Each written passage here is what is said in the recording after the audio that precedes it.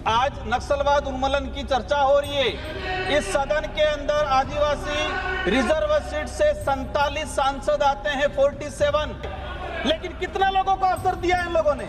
यही पता चल रहा है कि किस तरह का अन्याय किया जा रहा है। सदन में अन्याय हो रहा है तो स्वाभाविक है धरातल पे अन्याय होगा। कौन है जो आदिवासी शहर में जाके ढंग की चप्पल खरीद के नहीं ला सकता? उस आदिवासी के पास आधुनिक हथियार कहां से आ रहा है? इन लोगों का इनकाउंटर क्यों नहीं हो रहा है? उन लोगों की गिरफ्तारी क्यों नहीं? आदिवासियों को सदन के माध्यम से मैं आह्वान करना चाहूंगा कि हमारे पूर्वजों ने अंग्रेजों से, मुगलों से, जमींदारों से पारंपरिक हथियारों, गुरिल्ला युद्ध की पद्धति से जल जंगल जमीन की रक्षा की।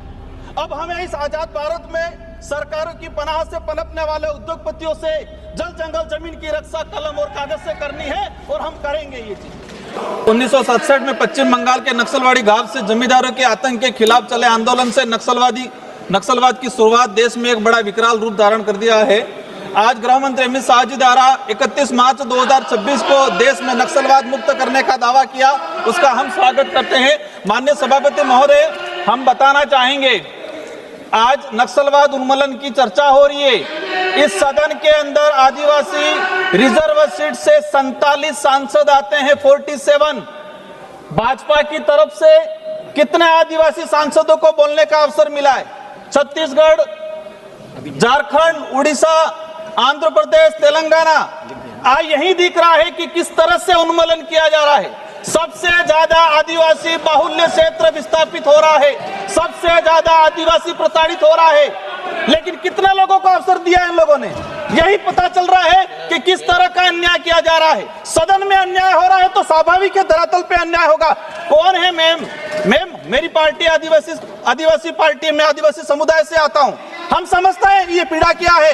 अगर आदिवासियों के अधिकारों की बात करने गए, आदिवासी जल जंगल जमीन की बात करने गए, माननीय सभापति महोदय, मैं कहना चाहूंगा अगर ये नक्सलाइट कौन है, ये नक्सलाइट कहां से? माननीय सभापति महोदय, जब आदिवासियों के अधिकार की बात करेंगे, अगर हम लोग आदिवासियों के अधिकार की बात करेंगे, कहेंगे नक्सलाइट है। अगर जल जंगल जमीन की बात करने जाएंगे, कहेंगे नक्सलाइट है।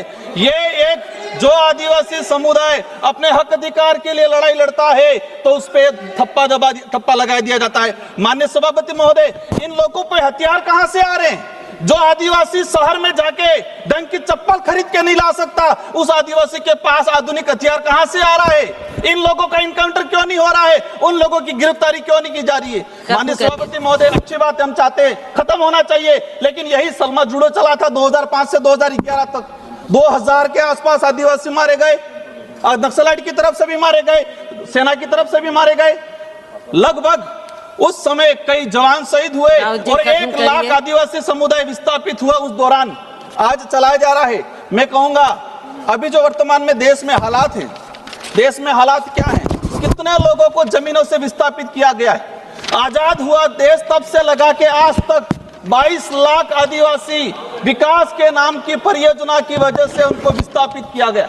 भाजपा सरकार के अंदर 10 लाख आदिवासी 2014 से लगा के 2026 तक 10 लाख आदिवासी परियोजनाओं के नाम से विस्थापित हुए हैं। माननीय सभापति महोदय, ठीक है, जो आदिवासियों को कलम पकड़ाने की जरूरत थी, आज 15-16 साल के बच्चे हथियार कहां से ला रहे? कौन पहुंचा रहा है उनके पास? कहां से आ रहे हैं ये हथियार? माननीय सभापति महोदय, आपके माध्यम से हम कहना चाहेंगे कि पूरे देश के आदिवासियों को इस सदन के माध्यम से मैं आह्वान करना चाहूंगा कि हमारे पूर्वजों ने अंग्रेजों से, मुगलों से, जमींदारों से पारंपरिक हथियारों, गुरिल्ला युद्ध की पद्धति से जल जंगल जमीन की रक्षा की।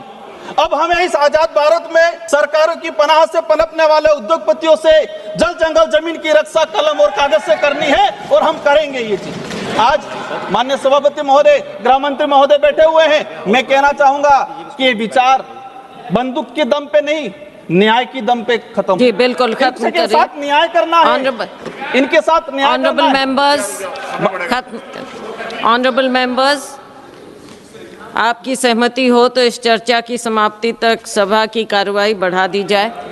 जी जी माननीय सभापति महोदय, माननीय सभापति महोदय, 2 मिनट में मेरी बात को समाप्त करना चाहूंगा। 2014 तक